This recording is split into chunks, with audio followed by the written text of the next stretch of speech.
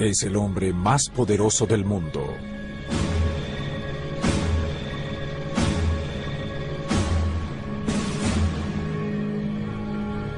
Dirige el mayor ejército de la historia. Se graban y analizan todos sus movimientos. Mi renuncia a la presidencia será efectiva desde mañana. Pero en una época donde casi todo es público y notorio, ¿el presidente de los Estados Unidos puede tener secretos? Hasta información clasificada y potencialmente peligrosa que no debe hacerse pública. Hay cosas sobre las cuales se escribe lo estrictamente necesario. Y el futuro. Guardamos muchos secretos, muchísimos. Por supuesto que hay secretos presidenciales que nunca han salido a la luz.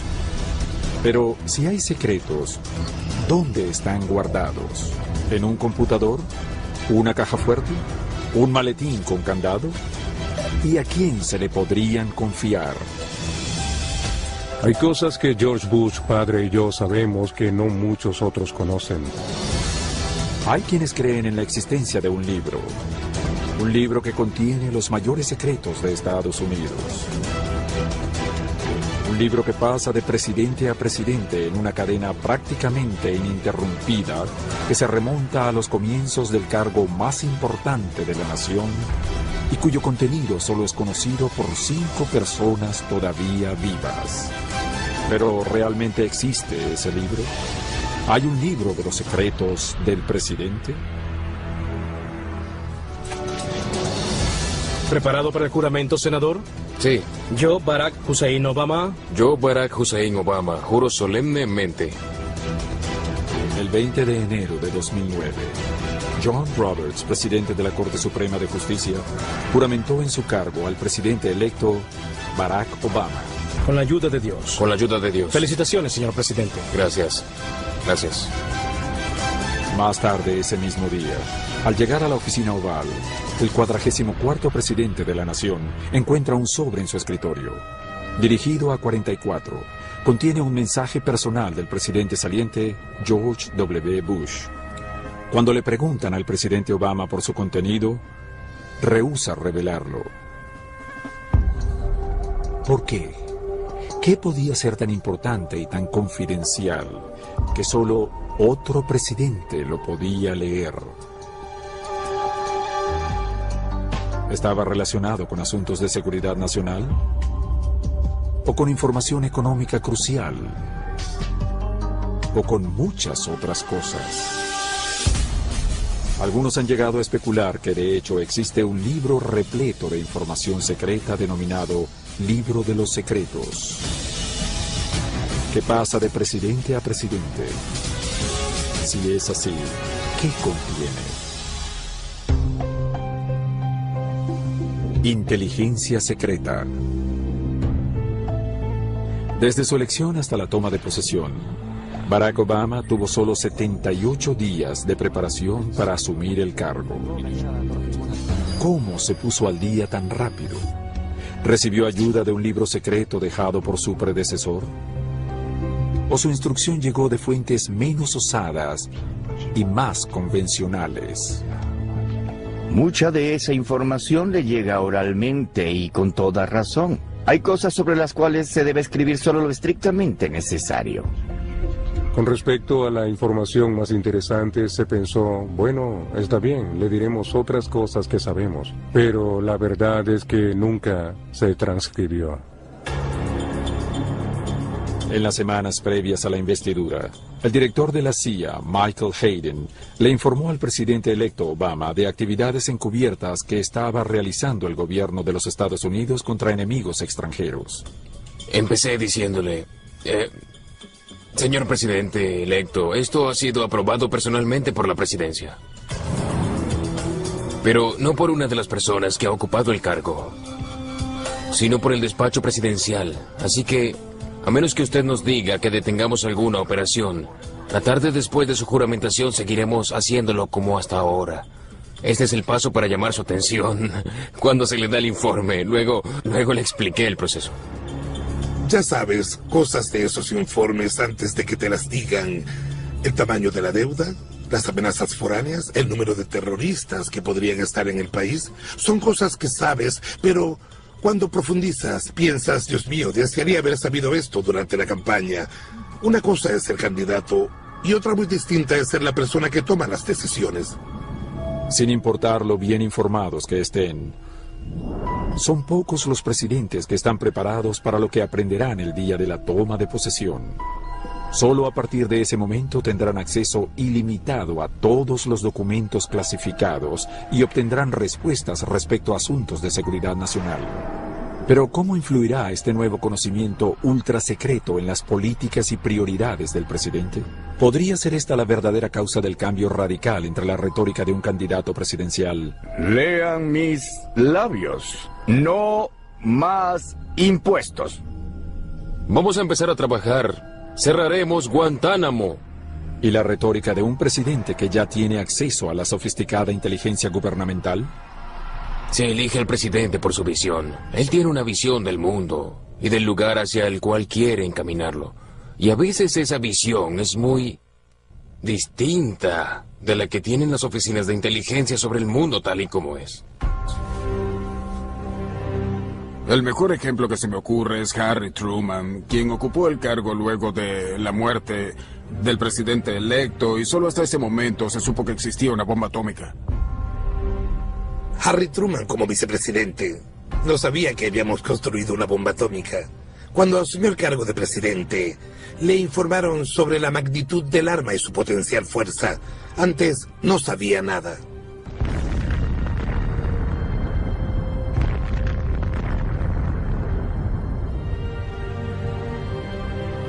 ¿Creen que eso cambió su idea de cómo continuar la guerra?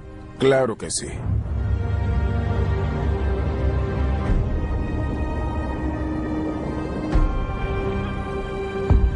Me pregunto qué le dijo a su esposa cuando volvió a la residencia familiar justo después de enterarse.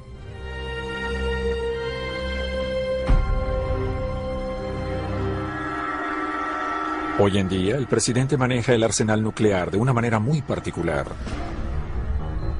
A donde quiera que vaya, lo acompaña un asistente militar que carga un maletín de 20 kilogramos conocido como el balón de fútbol nuclear.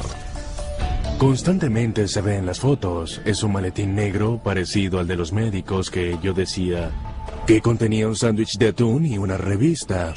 Pero lo que hay dentro es altamente confidencial. Le permite al presidente, como comandante en jefe, mantenerse en contacto con el Comando Central de las Fuerzas Armadas y con sus comandantes, quienes deben responder a la orden de iniciar una acción nuclear. Oficialmente conocido como el bolso de emergencia presidencial, el balón de fútbol nuclear se comenzó a usar en los años 50 con el presidente Dwight Eisenhower. La Guerra Fría dio inicio a muchas de las cosas que han hecho los presidentes, tales como enfrentar un ataque sorpresa de la Unión Soviética, una bomba o misiles aproximándose.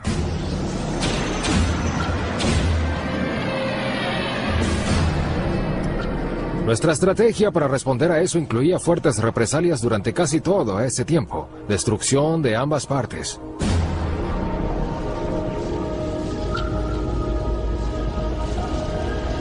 De acuerdo a la Constitución, el presidente de los Estados Unidos es la persona encargada de tomar esa decisión.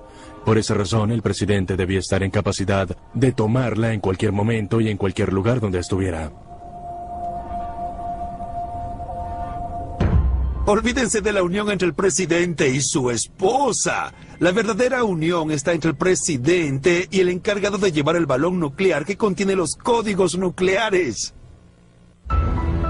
Durante su transición, se le informa al presidente electo sobre cómo usar dichos códigos. Luego, en la investidura, el oficial prepara 2 maletines, uno para el presidente saliente y otro para el entrante. Esto sirve para transferir el poder inmediatamente y para impedir cualquier ataque sorpresa. Digamos, por ejemplo, que hay un reporte de alguna clase de ataque nuclear en el país. Abren el balón nuclear y hay una complicada lista de diversas opciones que tiene el presidente, desde lanzamientos masivos y destrucción del mundo hasta ataques precisos usando armas tácticas.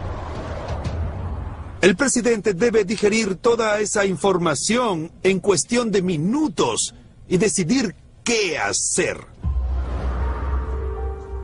Cuando el nuevo presidente asume su cargo, recibe los códigos nucleares. Pero ¿de verdad es él el único capaz de autorizar un ataque nuclear? En teoría, ningún arma nuclear, en teoría, podría usarse sin la autorización del presidente.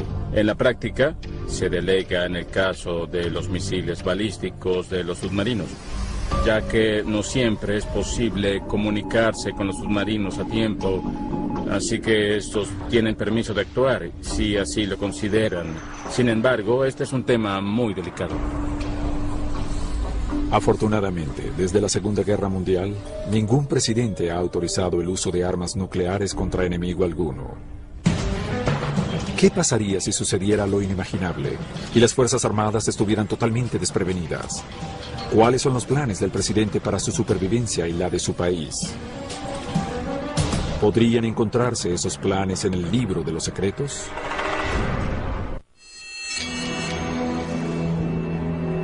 Destinos secretos. En caso de una emergencia nacional, es posible que un libro de los secretos del presidente contenga información relacionada con búnkeres escondidos, rutas de escape secretas y destinos para proteger al jefe de Estado, su familia y miembros clave de su gobierno.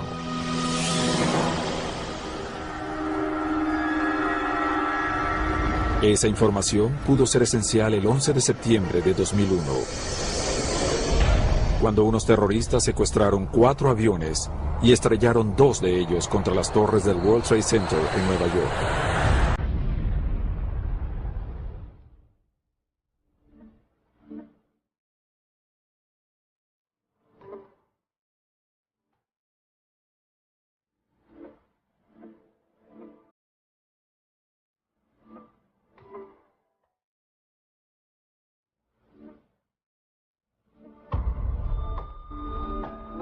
Un tercer avión hacia el Pentágono y un cuarto supuestamente dirigido hacia el Capitolio en Washington, D.C. Los últimos 2 aviones todavía estaban en el aire cuando el presidente George W. Bush, quien se encontraba visitando un colegio en Florida, recibió la noticia del ataque y fue escoltado al avión presidencial. Yo estaba viajando con el presidente Bush el día 11 de septiembre. Y partimos en uno de los despegues más veloces del avión presidencial que me han tocado. ¿Listo para despegar? No hace falta decir que existen planes y protocolos para muchas contingencias, así que sabíamos que nos dirigíamos a uno de varios lugares posibles. Con el gobierno de los Estados Unidos en aparente asedio, el personal de la Casa Blanca reaccionó ante la noticia. Estaba desayunando con una colega en el comedor de la Casa Blanca, ubicado en el sótano del ala oeste. Cuando nos enteramos, reunimos al personal para evacuar. Les dijimos que corrieran y salieran tan rápido como pudieran. Mientras al personal se le ordenó evacuar el lugar, los agentes del servicio secreto escoltaron inmediatamente al vicepresidente Dick Cheney y a otros funcionarios de alto rango a un búnker debajo de la Casa Blanca, conocido como el Centro Presidencial de Operaciones de Emergencia, o PIOC. Se encuentra en el sótano del ala este. Es un viejo refugio antibombas de la Segunda Guerra Mundial. Tiene una puerta grande y pesada, lleno de literas, comida enlatada, agua embotellada y entre otras cosas. Cheney, Condi Rice y otras personas pasaron el 11 de septiembre en el PIOC.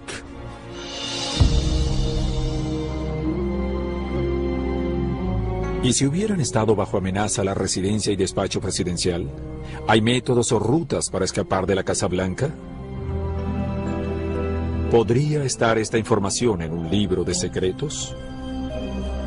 Me sorprendió que las rutas de escape en caso de emergencia fueran tan rápidas. No puedo hablar sobre ello, pero hay formas en las que un presidente puede trasladarse de un punto A a un punto B muy rápidamente en una emergencia. Hay una escalera trasera que comunica el segundo y el tercer piso de la Casa Blanca. Y la puerta estaba escondida y pintada en la pared. No había pomo, solo tocabas la puerta y esta abría. Y también hay túneles desde la Casa Blanca, debajo del edificio del Tesoro para salir al otro lado. Así que yo usaba estos túneles para salir de la Casa Blanca sin tener que pasar por la puerta principal.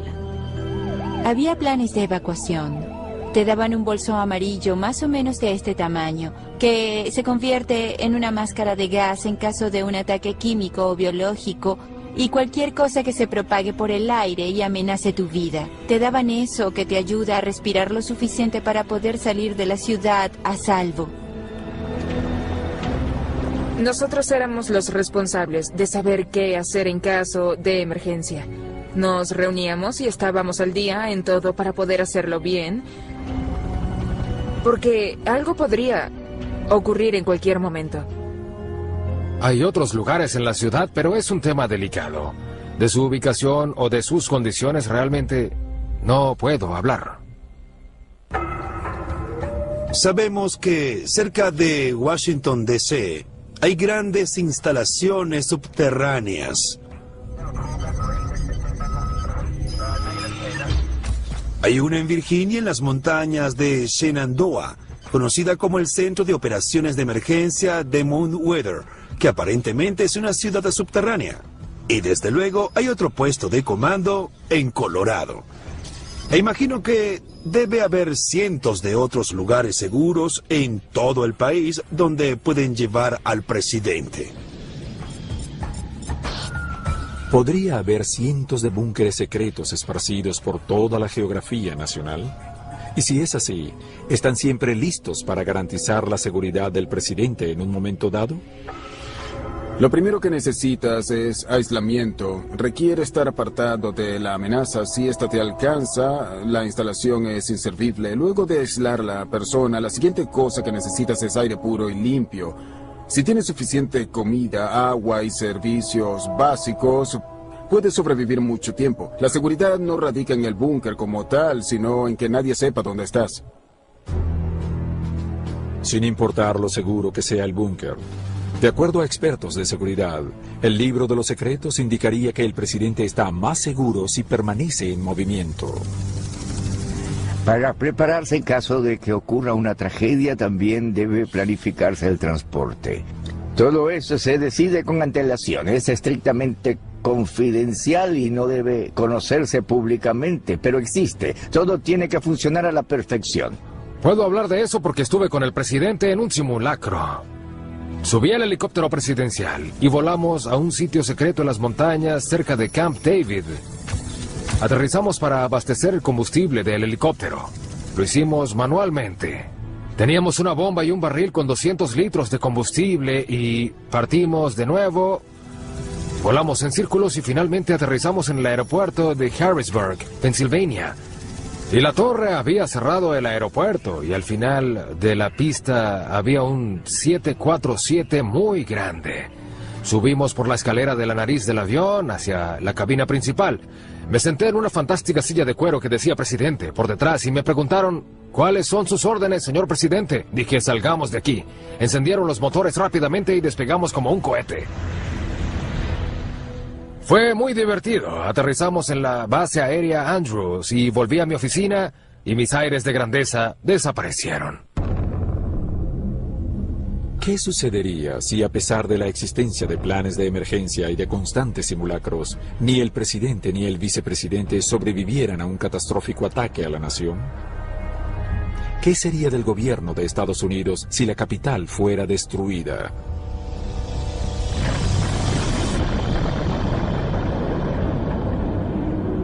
Lo más probable es que el libro de los secretos contenga un capítulo sobre un programa de emergencia ultra secreto, conocido como la continuidad del gobierno, y diseñado para asegurar que alguien siempre quede a cargo. Se comienza con una premisa muy sencilla. ¿Qué pasaría si hay un ataque nuclear o biológico que elimina a las autoridades del gobierno? ¿Qué sucedería? Es decir, ¿qué se haría ante eso? En un mundo moderno y real, con misiles y tantas otras armas, ¿cuántos minutos pueden pasar sin alguien a cargo? Es la continuidad del gobierno. El presidente, el vicepresidente y el presidente de la Cámara de Representantes son los tres personajes claves, pero hay muchos más en la continuidad del gobierno. Está el Congreso, el gabinete y las Fuerzas Armadas. Tenemos que estar en contacto continuo cada momento de cada día. Así se manejan todos los gobiernos. Sin embargo, hay más secretos sobre este plan que los conocedores de la materia llaman el plan del juicio final. En caso de un ataque nuclear, 3 equipos de funcionarios del gobierno serán enviados a diferentes lugares fuera de Washington. Cada equipo estaría preparado para asumir la jefatura del país e incluiría a un miembro del gabinete preparado para ser presidente. El Poder Ejecutivo ha asumido la tarea de desarrollar planes para un escenario de día de juicio final que no se basan en la Constitución. Hay planes para conservar el gobierno y el país bajo ley marcial. Están fuera de la Constitución porque en esta y en las leyes de Estados Unidos no se hace referencia a acciones frente a un escenario de esta magnitud. El gobierno de Reagan en particular invirtió mucho dinero en mantener la continuidad del gobierno, pero eso iba en contra de los soviéticos. En el año 2001 se descubrió otro enemigo mucho más complejo, dispuesto a usar armas químicas, biológicas y nucleares de una forma antes inimaginable. Por esa razón, el presidente Bush hizo grandes esfuerzos por replantear la continuidad del gobierno e invertir en ella. Yo asumí varios cargos cuando trabajaba para el presidente Bush. Luego de ocuparme de las relaciones públicas, estuve en la oficina de asuntos del gabinete, por lo que interactué con el gabinete presidencial, quienes estaban en la línea de sucesión para ser presidente. También conocí esos programas de emergencia porque obtuve autorización para ello. Durante mi ejercicio en la Casa Blanca hubo muchos momentos en los que me costó dormir. Pero recuerdo que quizá el peor momento fue la noche después de haber pasado 2 horas y media escuchando sobre el programa. Y pensaba, bueno, soy solo uno más del personal. No podría imaginarme siendo el presidente y ocupándome de todo. Eso fue muy duro. Los búnkeres subterráneos y los planes para el juicio final funcionan como estrategias defensivas. Pero ¿qué sucede con las opciones militares del presidente? ¿Qué clase de armas ultrasecretas posee a su disposición? ¿Podría un libro de secretos sugerirle al hombre más poderoso del país cuándo y cómo utilizar las fuerzas más letales del planeta?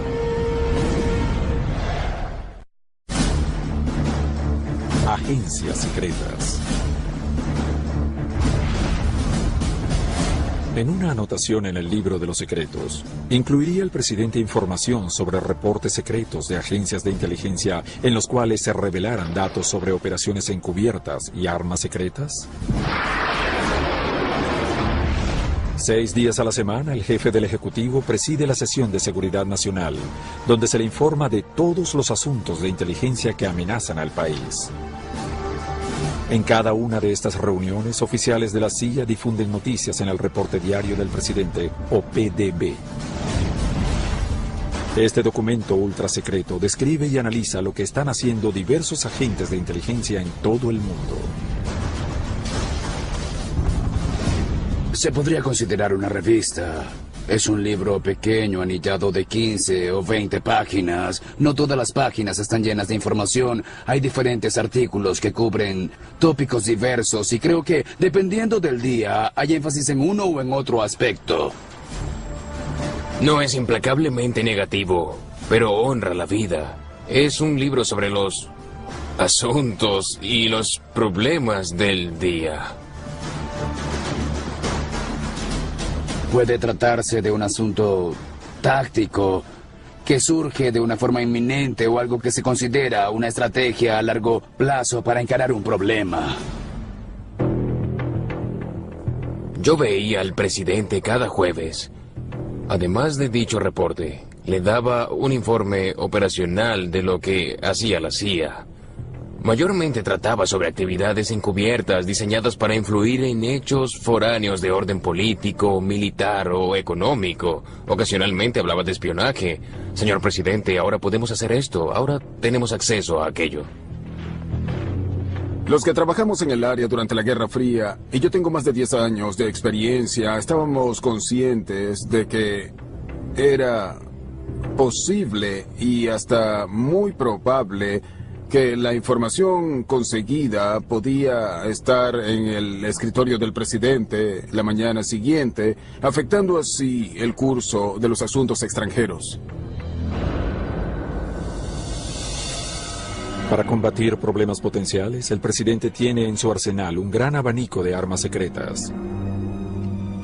Entre las más efectivas y letales de los últimos años están los dron. Estos pequeños aviones operados a control remoto han sido ampliamente utilizados en las guerras en Irak y Afganistán. Los drones han servido como herramientas de reconocimiento y debido a que pueden llevar cargas explosivas como máquinas letales. De hecho, parece algo exótico. Hoy en día, desde un dron se puede ver lo que sucede en Afganistán. Las Fuerzas Armadas envían las imágenes hasta la Casa Blanca y uno se puede sentar en la sala situacional a ver lo que el operador del avión ve. Además de armas secretas, el libro de los secretos del presidente no tendrá también información sobre agencias ultrasecretas, organizaciones tan clandestinas que de solo mencionarlas se podría arrestar a un empleado gubernamental. Todos hemos oído hablar de la NASA. Parece ser que existe otra agencia llamada Oficina Nacional de Reconocimiento. Trabaja desde la década de los 60 y su existencia no se hizo pública hasta 1992. Durante más de 30 años tuvimos una agencia secreta espacial cuya existencia era un secreto. La Oficina Nacional de Reconocimiento desarrolla y opera una serie de satélites espías que vuelan en una órbita cercana a la Tierra y usan una avanzada tecnología espacial y de imágenes. Hay algunos satélites que descienden de los denominados ojos de cerradura y que son esencialmente satélites de reconocimiento fotográfico, cámaras gigantes que toman fotos de la Tierra. Existe otra clase de satélites de reconocimiento óptico, el sistema Onyx. Funciona como un radar de apertura sintética, lanza haces de luz de radar a la superficie de la Tierra y los recoge para crear mapas e imágenes. Permite ver a través de nubes. Permite ver a través del suelo. E incluso ver de noche. El personal militar asignado al programa Onyx usa insignias con la inscripción "Somos dueños de la noche".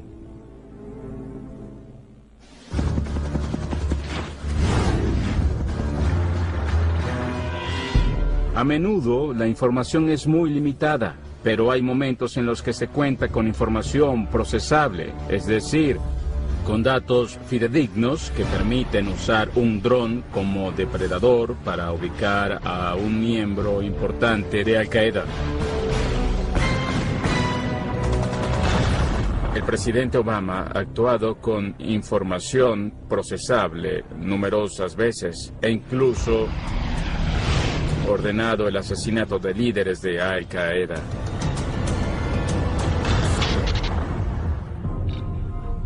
La Oficina Nacional de Reconocimiento también opera enormes satélites espías con los cuales se pueden escuchar llamadas telefónicas internacionales o interceptar la comunicación entre computadores. Estos satélites succionan toda la información que se envía a través de los satélites de comunicación. Hace años, cuando representé a Mohammed Al-Fayed por la muerte de la princesa Diana, la Agencia de Seguridad Nacional supuestamente detectó un material de vigilancia de la esposa del embajador de Brasil en Estados Unidos, donde hablaba con la princesa Diana de ciertos escarceos sexuales de esta última. La ASN no estaba espiando a Diana por eso.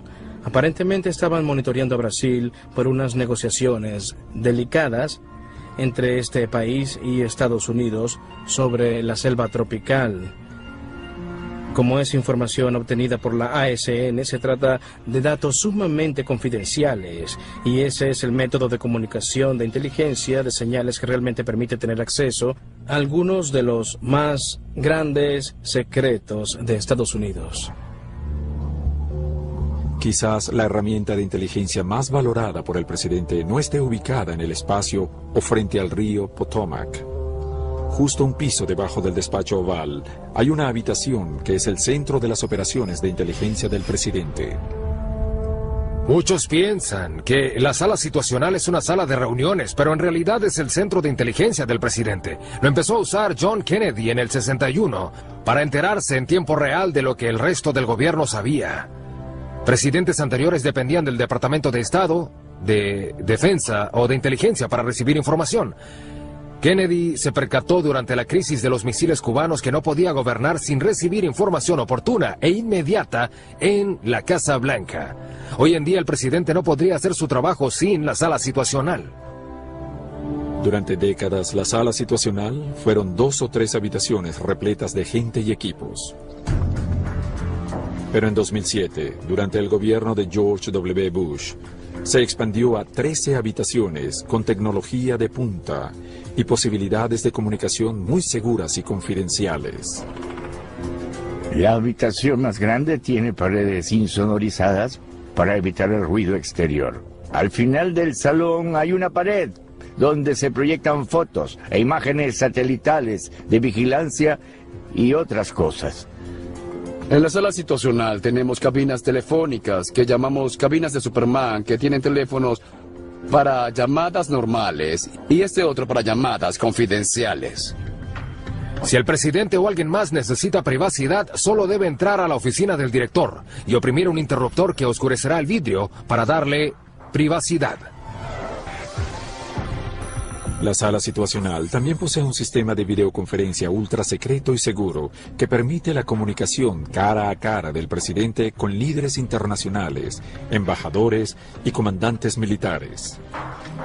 Cada miércoles el presidente Bush utilizaba el sistema ultrasecreto de videoconferencia para comunicarse con el primer ministro Maliki o con el presidente Karzai de Afganistán. El presidente Bush decía que le gustaba mirarlo a los ojos y en la nueva sala situacional pudo hacerlo.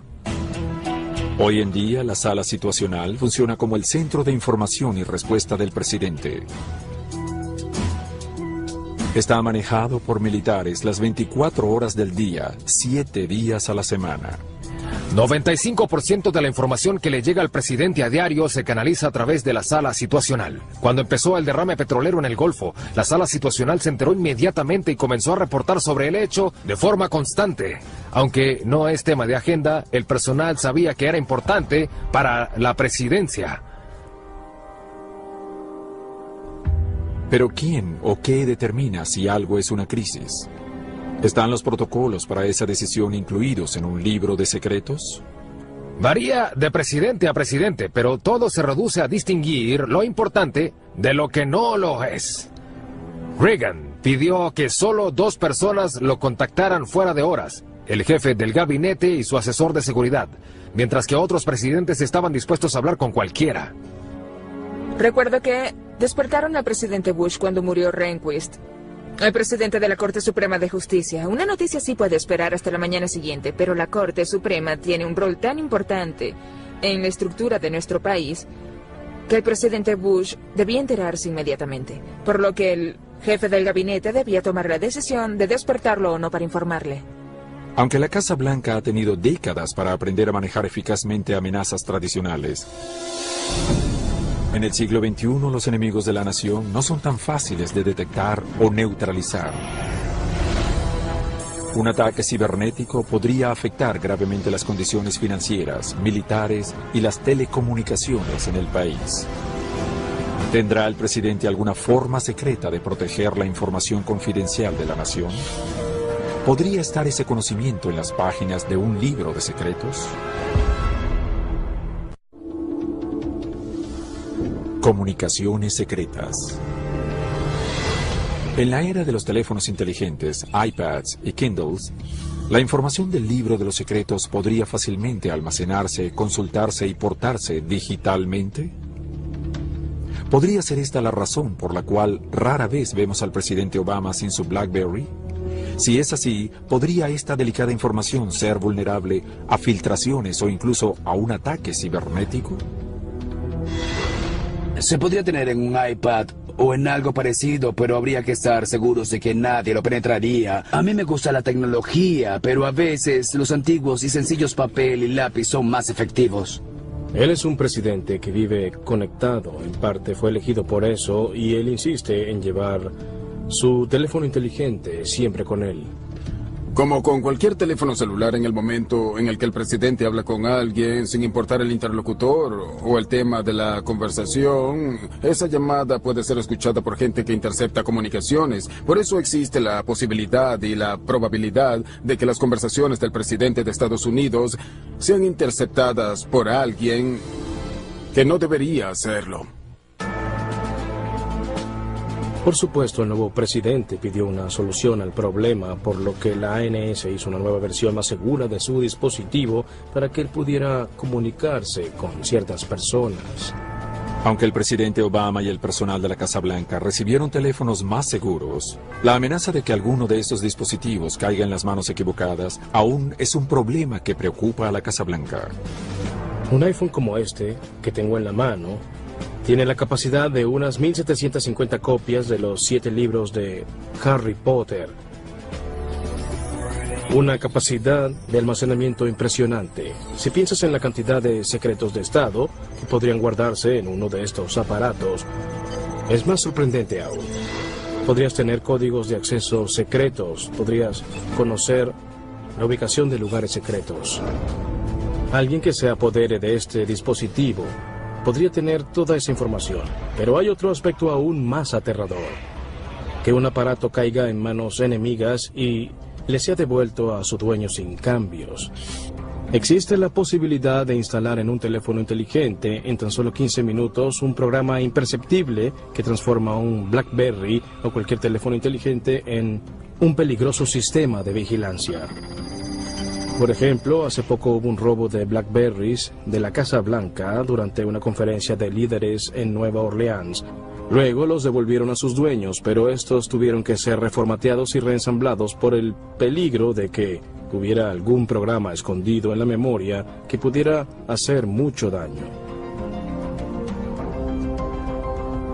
Eso existe, no es ciencia ficción. Lo que sucede con estas fallas de seguridad es que parecen inofensivas, pero cuando se trata de la oficina ejecutiva del presidente de Estados Unidos, todos nos preocupamos.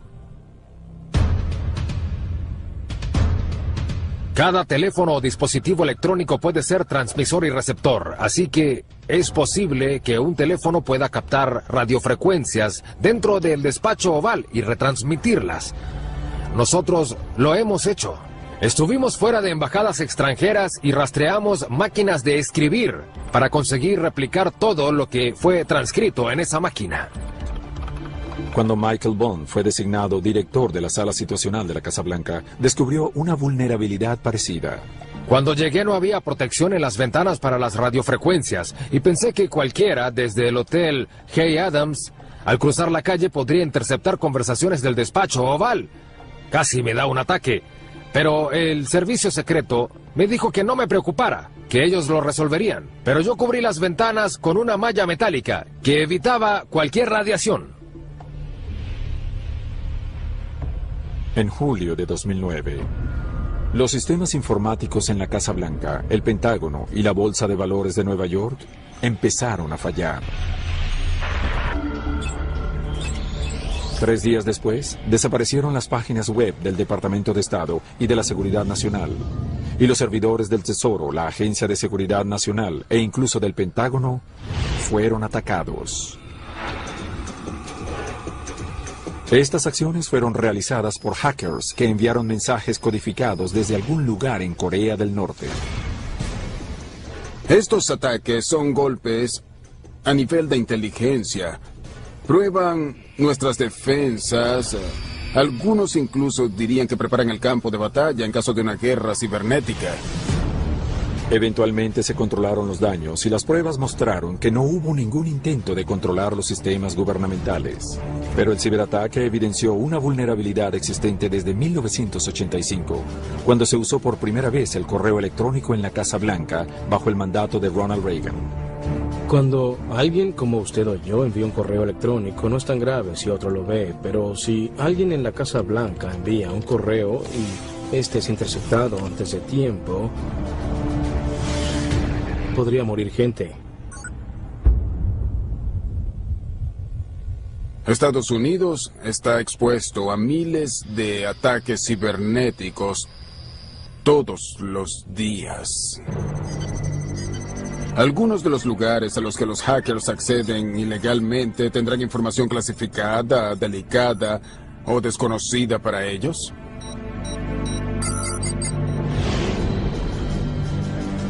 Podrían llegar, digamos, a tomar el control de un computador para crear un caballo de Troya, el botnet, un robot electrónico que en caso de conflicto pudiera poner las computadoras en contra de nosotros o hacerlas dejar de funcionar. Irónicamente, en los meses previos al ataque cibernético de julio de 2009, el presidente Barack Obama le había ordenado al secretario de Defensa Robert Gates que creara una división cibernética en el Pentágono con potencial tanto ofensivo como defensivo. El ciberespacio es real, como lo son los riesgos que trae consigo. Al-Qaeda y otros grupos terroristas han expresado su deseo de desplegar un ataque cibernético en nuestro país. ¿Qué tan vulnerables son los secretos de la nación que se encuentran almacenados digitalmente? En caso de un ataque cibernético que colapsara una parte o la totalidad de nuestra red eléctrica, ¿cuáles serían las consecuencias? Seguramente tendríamos un caos de grandes proporciones en todo el país.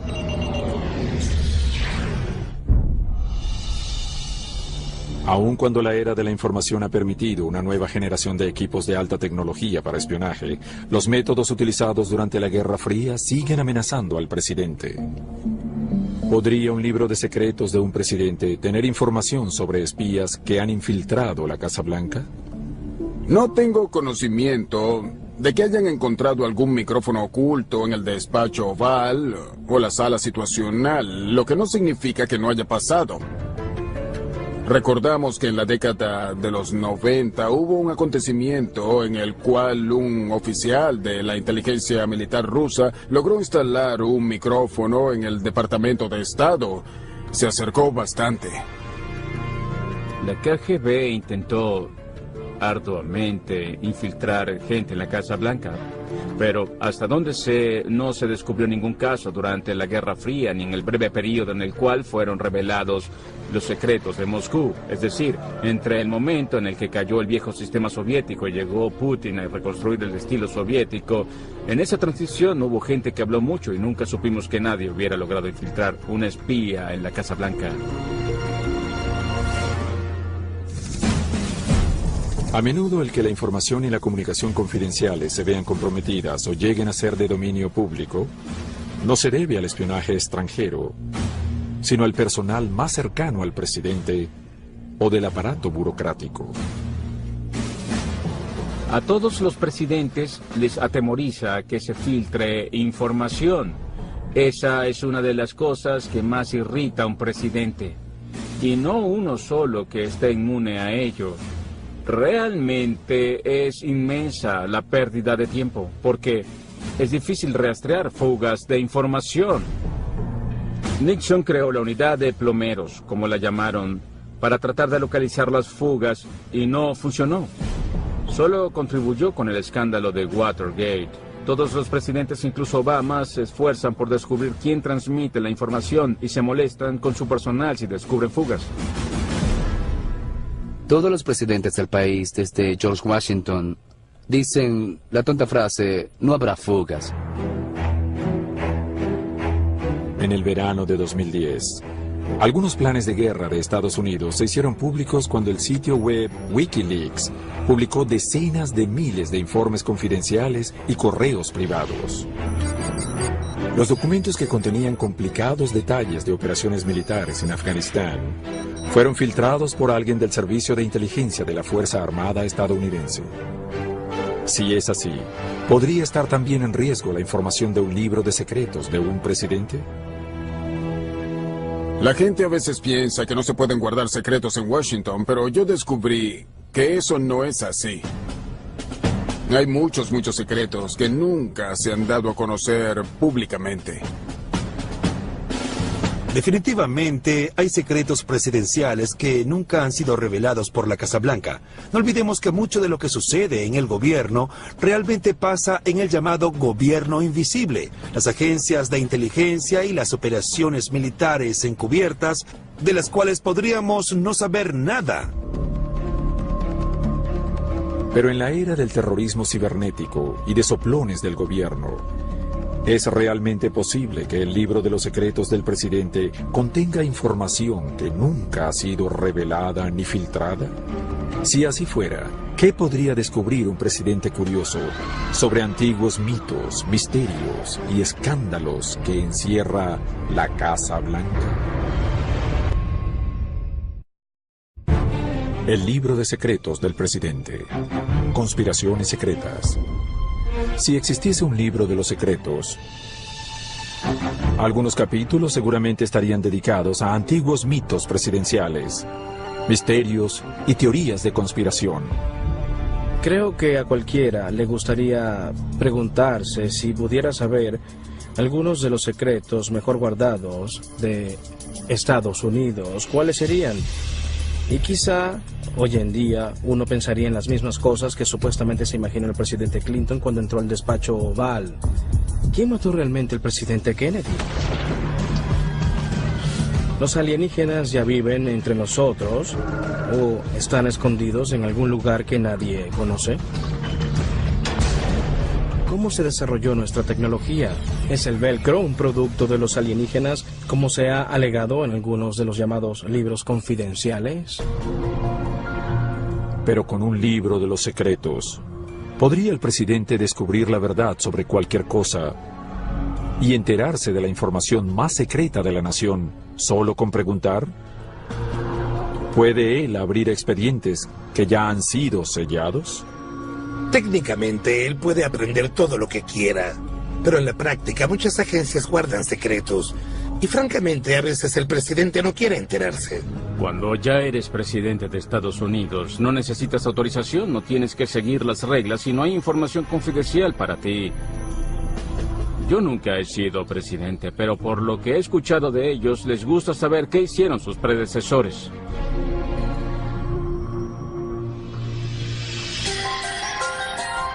Desde la Segunda Guerra Mundial hemos estado rodeados de secretos. Todo es confidencial y el público sabe muy poco. La Oficina de Archivos Nacionales declara que tiene un atraso de 408 millones de páginas de reportes confidenciales. Aunque el Congreso propuso una ley tratando de eliminar los reportes sobre el asesinato de Kennedy, todavía se conservan alrededor de 50,000 páginas de informes de la CIA relacionados con ese homicidio.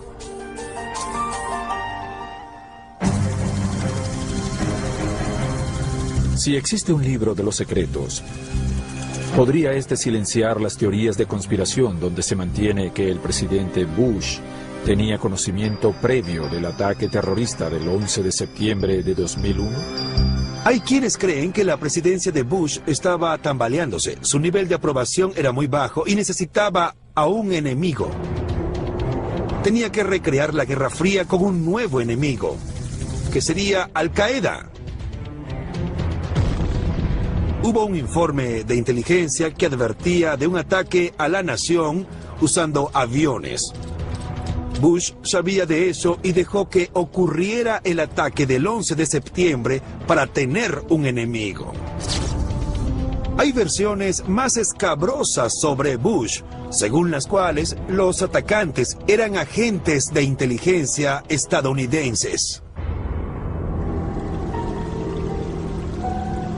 Pero si esas audaces afirmaciones fueran remotamente ciertas, ¿los rivales políticos del presidente Bush no habrían expuesto la verdad? Yo me rijo por la regla de la avenida Pensilvania que dice: nunca digas nada a menos que lo grites en el medio de la avenida Pensilvania, porque todo se filtra.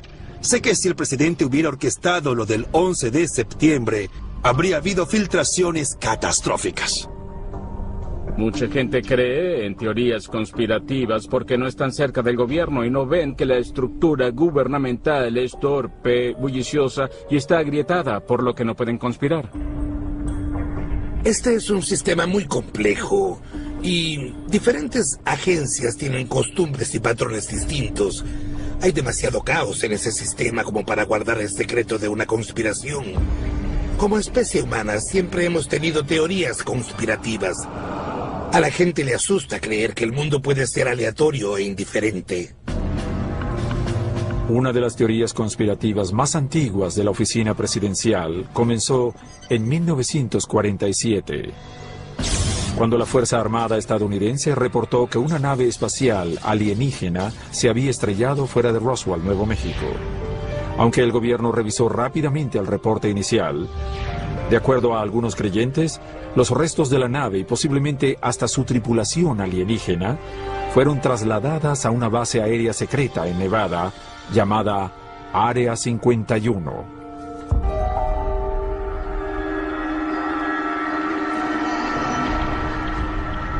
Realmente no hay nada en cientos de kilómetros alrededor del Área 51.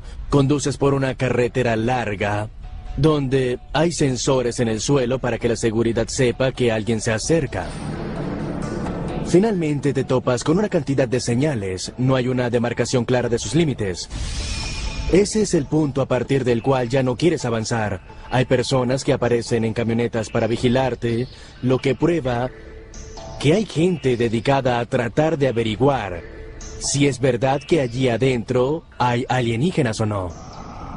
¿Esas afirmaciones fantásticas podrían ser verdaderas? Si es así, ¿no lo sabría el presidente de Estados Unidos? Creo que depende del sentido del humor del presidente, pero no puedo evitar pensar que algunos tan pronto asumen el cargo, le preguntan al predecesor, vamos, dime qué es eso de la tecnología alienígena. El asunto de los alienígenas es muy interesante. Nosotros también teníamos la misma curiosidad, es decir, hay gente allá afuera que realmente cree que esos seres existen. Nosotros invertimos tiempo investigando el asunto, pero no obtuvimos ningún resultado concluyente. En realidad, la razón por la que el Área 51 está envuelta en tanto misterio es que la Fuerza Aérea desarrolla allí sus aviones más secretos, incluyendo planes de vigilancia en el aire y aviones furtivos. Según declaraciones oficiales, también desarrollan armamento, pero hay mucha gente que cree que es una mentira elaborada para encubrir un almacén de aviones y cuerpos de alienígenas, e incluso de alienígenas vivos. A lo largo de los años, los presidentes han ayudado involuntaria o deliberadamente a nutrir el debate. En 1969, Jimmy Carter estaba en una reunión del Club de Leones cuando él y otra docena de personas fueron testigos de un supuesto objeto volador no identificado. Fue una luz muy brillante, se puso de colores, voló hacia ellos y se quedó detrás de unos árboles. Carter recuerda que quedó conmocionado, pero no fue sino hasta 1973, cuando era gobernador de Georgia, que lo reportó a una agencia internacional que estudia ovnis. Nunca intenté identificar lo que vi. Era una luz en el cielo, era peculiar. Nunca antes la había visto. Alrededor de 20 personas lo presenciaron.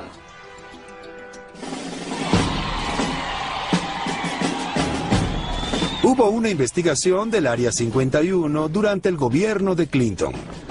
También hay unas demandas relacionadas con esta base. Clinton apeló al hecho de que existen secretos de Estado y no reveló información sobre el Área 51. Por el hecho de permanecer en secreto, se generan toda clase de rumores y especulaciones. En entrevistas posteriores, el presidente Clinton admitió que las investigaciones nunca encontraron evidencia de la existencia de alienígenas o tecnología alienígena. Pero dijo que a pesar de no tener ninguna evidencia que lo confirmara, no sería la primera vez que le mintieran a un presidente. Los encubrimientos del gobierno sobre asesinatos y las invasiones alienígenas pueden ser muy rebuscados, pero esto no significa que no existan peligros reales que debe enfrentar el líder de la nación. Casi diariamente se descubren planes para eliminar al presidente o a un miembro de su familia. Pero ¿cómo logran frustrarlos? ¿Y qué podría revelar el libro de los secretos sobre planes y métodos secretos utilizados para proteger a la persona más importante del planeta? El libro de los secretos del presidente.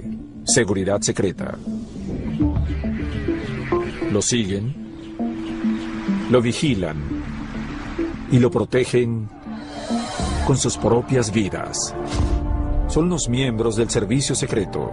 Si el presidente tuviese el libro de los secretos, ellos lo sabrían, pero han jurado silencio.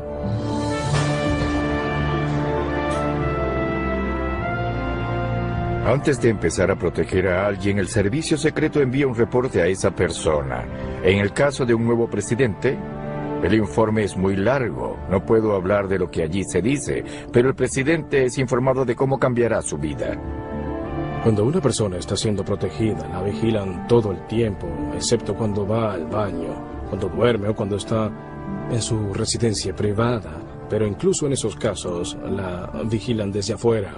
Tenemos monitores que muestran dónde están los miembros de la familia presidencial o vicepresidencial en cualquier momento.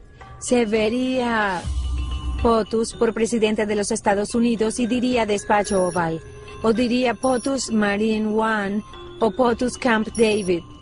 Así se sabe dónde está y a dónde se dirige. El acceso a esos monitores está limitado a aquellos que necesitan conocer esa información. Hay una mirilla que permite ver hacia el despacho oval desde el área donde están los asistentes personales del presidente y su secretaria personal. Se usa para revisar cómo van las reuniones, saber si se están alargando mucho y para asegurarse de que el presidente esté bien. Clinton y Obama dijeron lo mismo. Sentían que estaban en una jaula dorada, casi como en una prisión.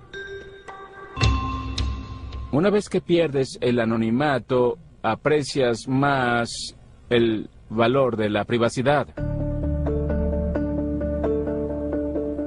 Era un estilo de vida muy solitario. No había mucha gente joven, por lo que los miembros más jóvenes del personal del servicio secreto pasaban mucho tiempo juntos. Hoy en día, mi hijo mayor me dice, era fantástico. Me llevaban a casa en un sedán negro y esas grandes puertas de metal se abrían para dejarme entrar. Luego las cerraban y sentía como si llegara a una cárcel. Eso fue una declaración un tanto dramática. Yo le dije que no me parecía tan malo. Pero obviamente, eso fue duro para él. El Departamento del Tesoro creó el Servicio Secreto en 1865 como una agencia de investigación para crímenes financieros. Pero luego del asesinato del presidente William McKinley en 1901, el Servicio Secreto se convirtió en la protección oficial del presidente. Bajo la tutela del Departamento de Seguridad Nacional, las filas del Servicio Secreto cuentan con miles de uniformados y agentes encubiertos, todos con la tarea de mantener protegido al presidente de cualquier amenaza. Lo que mucha gente no sabe es que hay personas que amenazan abierta y constantemente al presidente. Sin importar quién sea, lo que más preocupa al Servicio Secreto es la amenaza que no se expresa abiertamente. El libro de los secretos ayudaría al presidente a familiarizarse con los procedimientos de seguridad que garantizan su supervivencia mientras ocupa tan importante cargo. Usaré el ejemplo de la cuerda de separación, porque ese es el momento más peligroso, justo cuando se dan los apretones de mano. El Servicio Secreto trabaja muy duro para entrenar agentes que estén listos para actuar en casos de emergencia. Lo más interesante es cómo cada agente ve a las personas de una forma distinta. No existe una única técnica correcta. Yo miraba a la gente a los ojos porque cuando lo haces, puedes sentir si pertenecen o no a ese lugar. Y puedes saber cuál es su estado mental. Todos los agentes buscan anomalías, es decir, algo extraño entre la multitud. Gente con las manos en los bolsillos, gente que no se involucra en el acto, es decir, cosas que no concuerdan.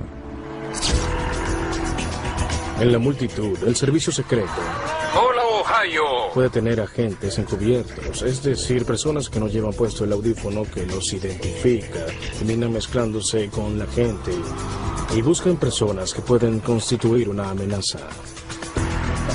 La cantidad de agentes es impresionante. Debe haber cientos. Lo que se ve es solo la punta del iceberg. Hay mucha gente que viaja con el presidente. A donde quiera que viaje hay una caravana de 26 automóviles. No solo lo acompaña su seguridad, policías, motocicletas y asistencia médica, sino también su personal y la prensa. En total se necesitan muchos vehículos. Ellos tienen maquetas tridimensionales de las rutas. Planifican dónde estarán los francotiradores. El servicio secreto también quita todos los buzones en las rutas porque podrían contener explosivos. Sellan las alcantarillas para que nadie pueda colocar bombas y matar al presidente.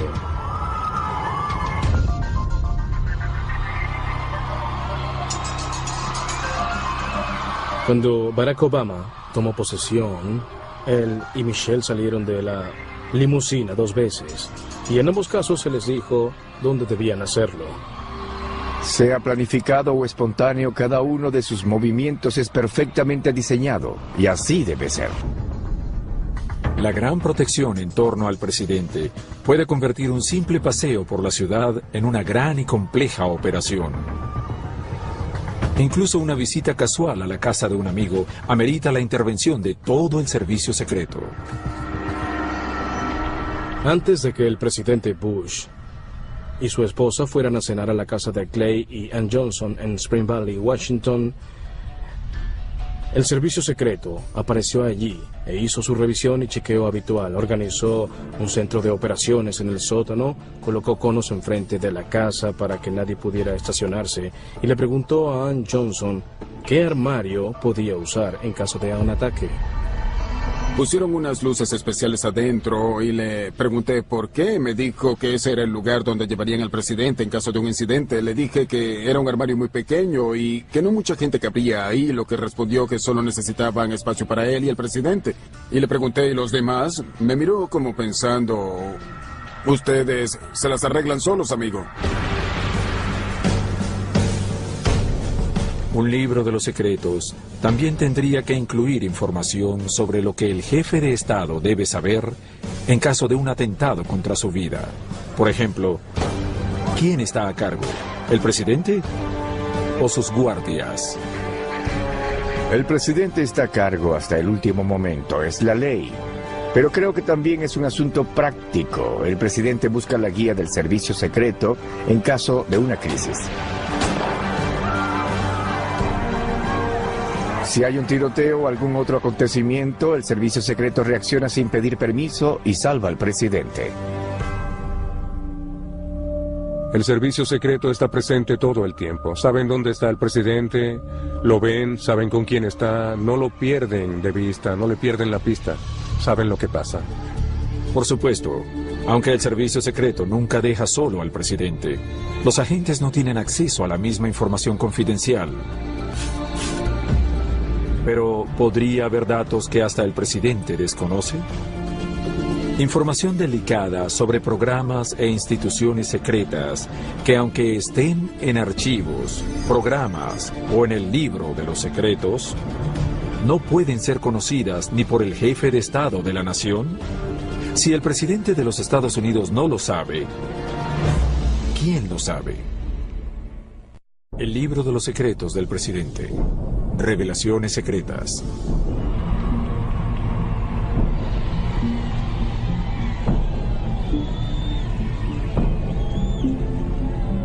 El cargo de presidente dura entre 4 y 8 años. Por esta razón, muchos sospechan que los veteranos trabajadores de Washington, oficiales de inteligencia o comandantes militares podrían saber secretos que el presidente desconoce. ¿Será verdad? ¿Podría haber información vital para la seguridad nacional que ni siquiera el presidente sabe? ¿O revelaciones secretas que no están presentes en el libro de los secretos?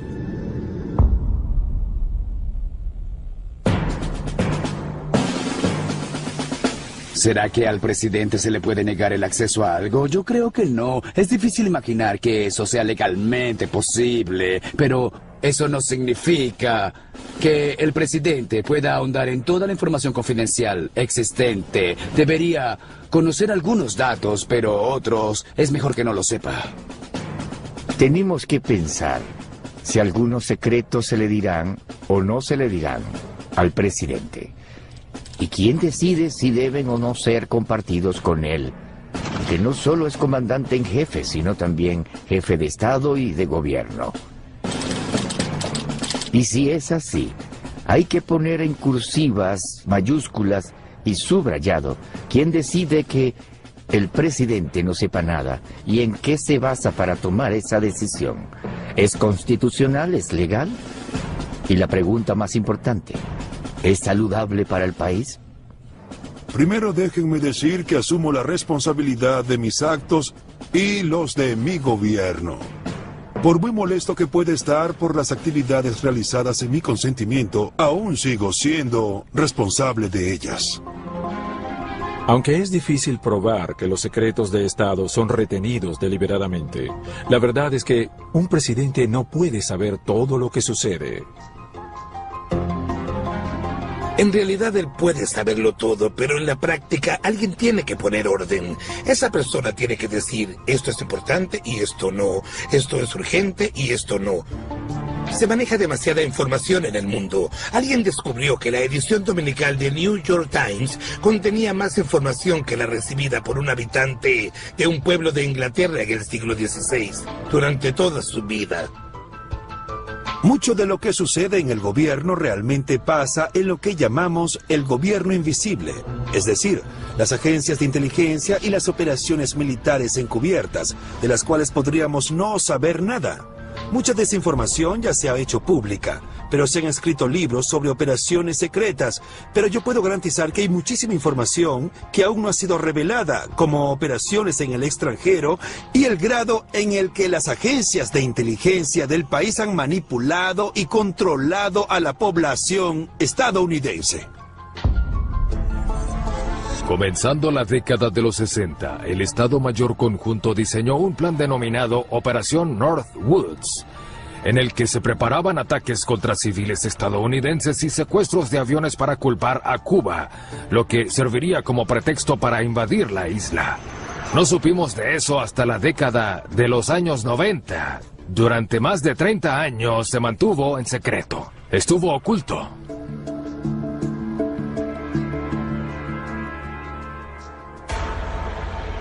¿Cómo se financian estas operaciones militares y programas de investigación secretos? ¿No deberían estar detallados, quizá en un libro de secretos, los medios para hacerlo?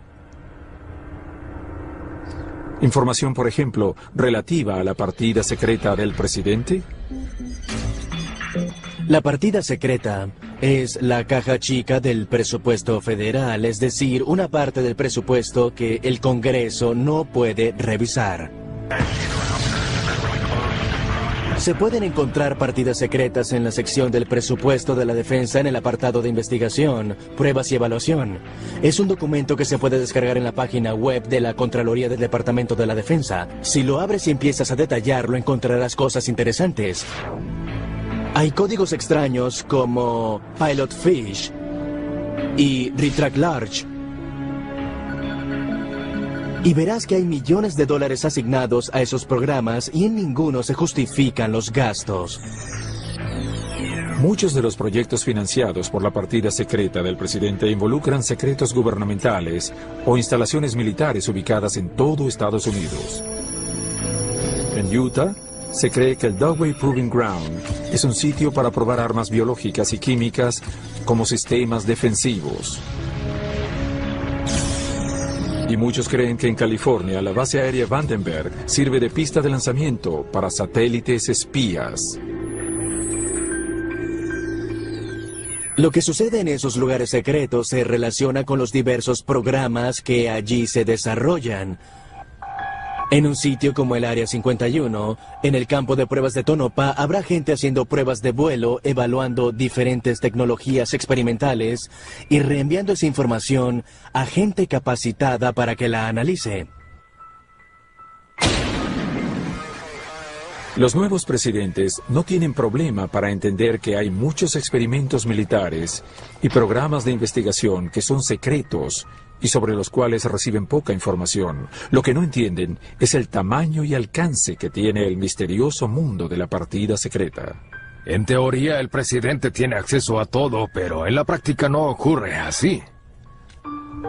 No es tanto que los presidentes no se enteren, sino que hay tanta información confidencial y tanta planificación en todos los niveles de las agencias de inteligencia que una operación podría llegar a oídos del presidente solo en el último minuto. Muchos de nosotros pensamos que en el gobierno se manejan secretos. Hay un par de aviones secretos, hacen esto y aquello, pero luego vemos la escala de la partida secreta. Estamos hablando de 30 a 50 millardos de dólares anualmente. La escala de esto es enorme. En su primer día de trabajo, el presidente Obama firmó una orden ejecutiva diciendo que la carga de la prueba debería recaer en los que quieren guardar secretos y no en quienes quieren revelarlos, como ocurría antes. El presidente reconoce que el gobierno tiene demasiados secretos. Pero si el libro de los secretos no contiene la información de las operaciones secretas del gobierno, ¿a dónde o a quién podría recurrir el presidente para enterarse? ¿O es posible que exista una persona o un grupo de personas con una agenda oculta para los Estados Unidos, una agenda tan secreta que no se puede escribir ni en el libro de los secretos del presidente? El libro de secretos del presidente. Alianzas secretas. Los francmasones. El Consejo de Relaciones Exteriores. El nuevo orden mundial. Calavera y huesos. Hay mucha gente que cree que la nación está gobernada por sociedades secretas. Conciliábulos dirigidos por sombríos personajes que operan de acuerdo a agendas ocultas y reglas secretas. Si es así, ¿no habría información sobre estas denominadas alianzas secretas y su propósito en el libro de los secretos? Quizá la respuesta se encuentre examinando a las personas más cercanas al presidente. Esos asesores no elegidos por voto, que ejercen poder e influencia. Un poder, como se podría decir, detrás del trono. El presidente debe confiar en mucha gente. Pero un nuevo presidente sabe que no puede confiar realmente en tanta gente. Tarde o temprano se dará cuenta de que algunas de esas personas no son dignas de su confianza. En política, todos creen que hay grandes conspiraciones. Hay una conspiración en nuestra contra, hay otra en la de ellos. Recuerdo que cuando entré a la política ayudando al 41º presidente, la gente tenía miedo de los grupos internacionales. El Consejo de Relaciones Exteriores era una fuerza demoníaca que intentaba apoderarse del mundo y convertirlo en un solo gobierno. El presidente sabe que no puede confiar en nadie. Si quiere confiar en alguien, debe comprarse un perro. Cada persona con acceso a un candidato o a un presidente está continuamente tratando de influenciarlo. Así que cada vez que alguien se acerca al presidente con alguna información, hay un interés. Esos datos justifican o son parte de algo que alguien quiere.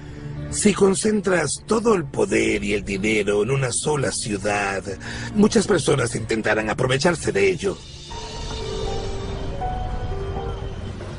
No importa cuántas veces el presidente Obama diga que no quiere estar rodeado de personas complacientes.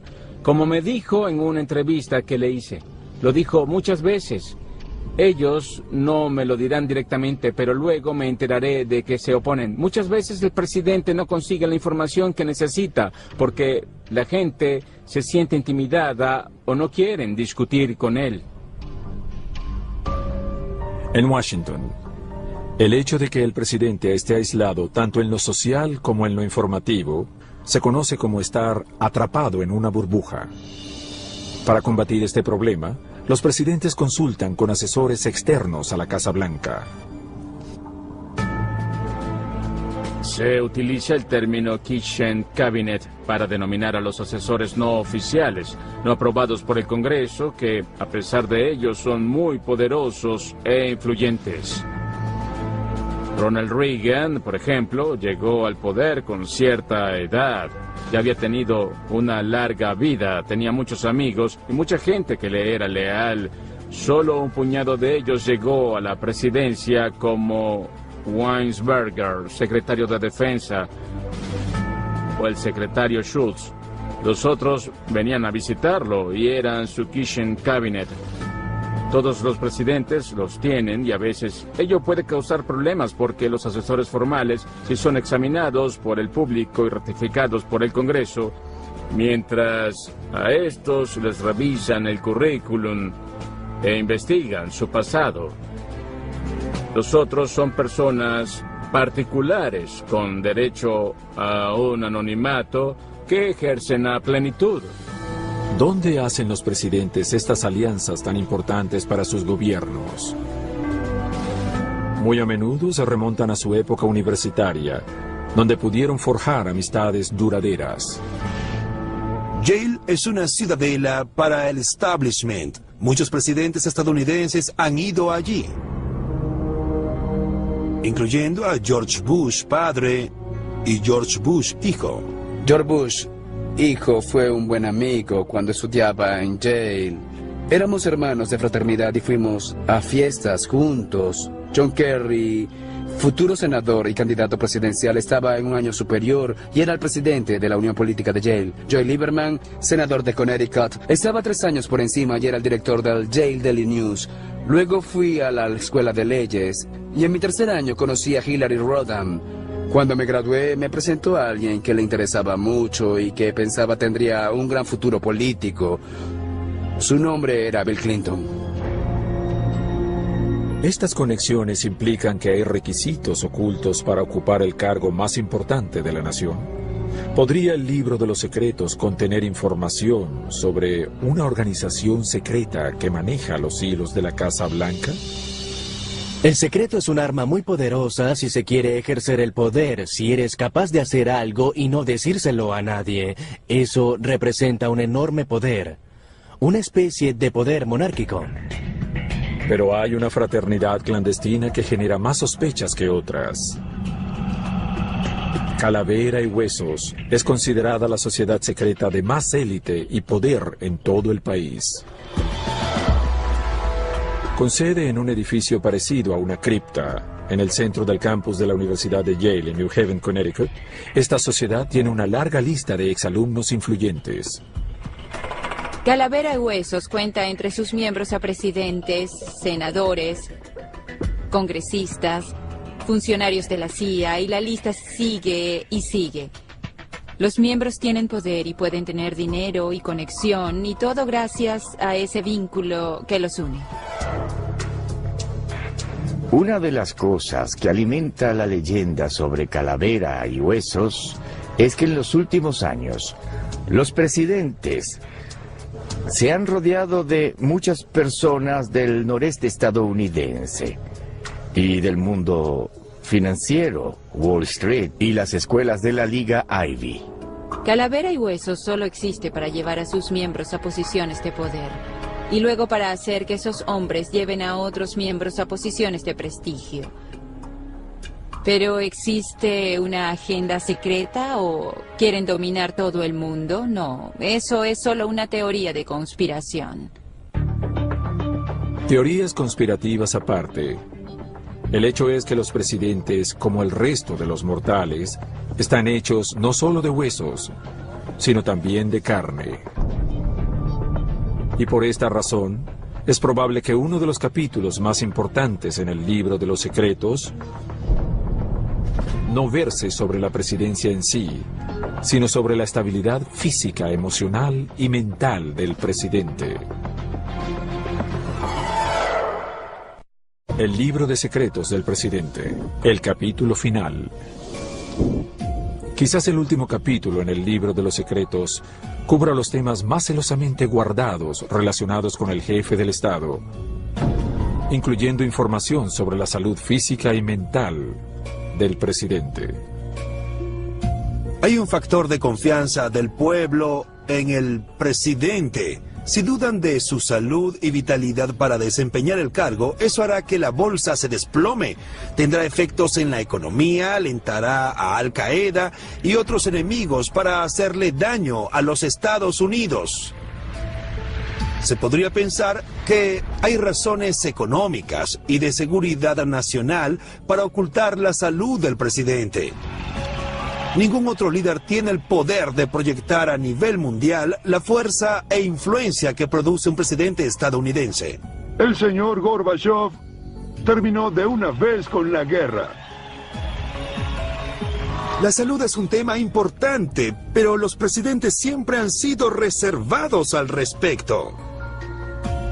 La responsabilidad de proteger, y si es necesario, ocultar la salud del presidente, recae en un médico privado que viaja con el gobernante las 24 horas del día. Este es un trabajo atípico. Si el presidente se enferma, es problema del médico. El personal se acercará y te dirá, el presidente luce cansado, encárgate. Uno de los retos de trabajar en la Casa Blanca como médico es saber manejarte con lo que has heredado de gobiernos anteriores. Es decir, asuntos no revelados a la prensa, escondidos e incluso negados. En el pasado, algunos presidentes llegaron a extremos para esconder su enfermedad del público. En 1919, Woodrow Wilson sufrió un ataque cardíaco y se dice que su esposa dirigió la Casa Blanca durante sus últimos días. Durante su cargo, Franklin Roosevelt ocultó no solo su parálisis causada por la polio, sino también una enfermedad cardíaca que lo condujo a la muerte en 1945. Que se corra la voz de que la nación está en manos de una nueva generación de estadounidenses. Kennedy vivió en un dolor constante. Desde niño sufrió la enfermedad de Addison. Su espalda le producía un dolor tan fuerte y continuo que si no tomaba calmantes todos los días y en forma regular, no podría haberse movido para nada. Por eso, durante su mandato, o estaba dopado o sufría de fuertes dolores. Nadie lo supo en esa época. Su pequeña camarilla, sus amigos y los reporteros lo sabían, no hablaban de ello. ¿Incluirá el libro de los secretos detalles de cómo debe mantener su salud un comandante en jefe? ¿Y sin descuidar la seguridad nacional? Tenemos algunos equipos de los cuales no podemos hablar que serían útiles en caso de una guerra bioquímica. Hay una habitación privada en el Hospital Naval de Bethesda que está blindada. Tiene su propio sistema de aire, agua, es antibombas y es hermética. Por sus siglas en inglés, se llama METU, o Unidad de Tratamiento y Evaluación Médica. Lo genial de la habitación es que es independiente y en un día de funcionamiento regular del hospital, ni siquiera sabes que el presidente está allí. Todo funciona normalmente y el jefe de Estado está protegido. ¿Y si el presidente no hace caso de lo que dice su doctor? ¿Hay métodos secretos de persuasión para un médico en la Casa Blanca? Uno de los secretos de los médicos de la Casa Blanca es que si el presidente no quiere obedecer tus órdenes, no hay otra alternativa sino recurrir a una autoridad mayor, es decir, a la primera dama de los Estados Unidos. El presidente será más obediente. Para los hombres y mujeres que buscan llegar a esa posición, no es un secreto que los cambios físicos que ocurren desde la toma de posesión hasta la salida del gobierno son sorprendentes. Incluso el más sano y en forma se retirará luciendo más viejo y desgastado. Entonces, ¿para qué hacerlo? ¿Por el poder? ¿Logro? fama o por el conocimiento? ¿El conocimiento que se encontraría depositado en el libro de los secretos? El 8 de enero de 2009, durante los últimos días de su mandato, el presidente Bush invitó a 4 hombres a una reunión privada en la Casa Blanca. Quiero agradecer al presidente electo por unirse a los expresidentes. El presidente Bush almorzó con su padre, George Bush, Barack Obama, Bill Clinton y Jimmy Carter. Es pequeño el club de expresidentes de los Estados Unidos y solo unos pocos siguen con vida. Aun siendo de diferentes partidos, tienen una conexión. Forman parte del mismo club. En la medida de lo posible, queremos compartir nuestras experiencias con usted. Todos nosotros sabemos de primera mano que este cargo trasciende al individuo. Los expresidentes hablan más de lo que la gente cree. No lo anuncian, pero lo hacen. ¿Quién más podría explicar lo que es ser presidente en esas circunstancias? Son capaces de dar una perspectiva única porque han estado allí. Saben cuáles son las urgencias y los problemas. Y en conversaciones de presidente a presidente, comprendes por lo que pasa el otro y eres capaz de dar consejos. Muy bien, una más. 5 hombres. 5 de 44. En una cadena ininterrumpida que se remonta a George Washington y los padres fundadores. Solo 5 saben la verdad sobre la existencia o no del libro de los secretos del presidente. El problema de colocar toda esa información en un solo diario es que podría ser robado, copiado o dañado. Estaría nervioso si fuera presidente y supiera que otras personas tienen acceso al libro. No puedo imaginarme cómo luciría dicho libro, pero sí sé que guardamos muchos secretos, muchísimos. Si existe ese libro, no lo conozco. Tengo mis dudas acerca de su existencia, pero sé que hay profundos y antiguos secretos. Los propios presidentes guardan secretos. El secreto es poder. El conocimiento es poder. Si tu conocimiento es desconocido para otros, serás una persona mucho más poderosa.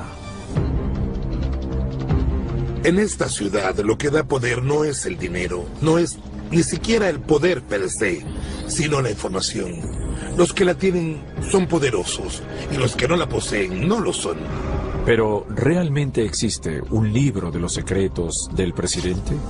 ¿O es solo el conocimiento que comparten los presidentes con vida? Una cosa es segura, nunca lo dirán. Hay cosas que George Bush padre y yo sabemos que no muchos otros conocen.